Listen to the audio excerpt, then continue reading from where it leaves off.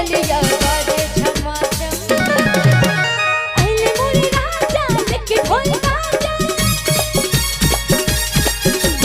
अइले मोरे राजा लेके ढोल बाजा, रे मुझको है मोरे सखिया कहेलिया पयलिया बाजे छमा छम रे, पयलिया बाजे छमा छम, पयलिया बाजे छमा छम रे, पयलिया बाजे छमा छम।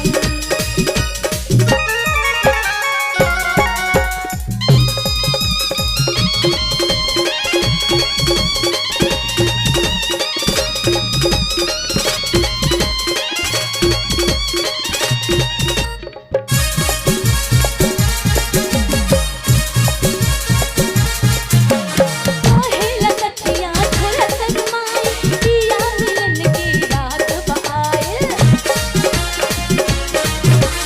आज मिलन के गीत गावा, नाचाए रजनी ढोल बजावा।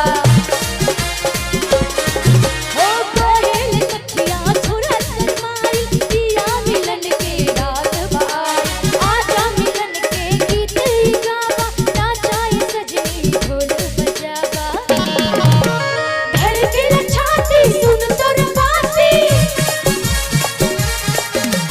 धड़केला छाती सुन तोर बाती, रे छुक छुक चल मनवा के दलिया पयलिया बाजे छमा छम रे, पयलिया बाजे छमा छम, पयलिया बाजे छमा छम रे, पयलिया बाजे छमा छम।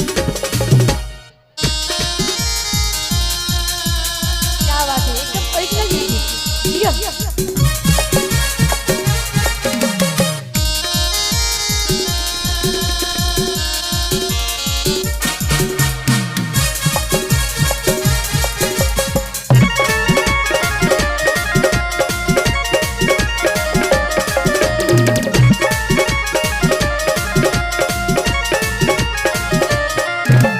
ललका टिकुलिया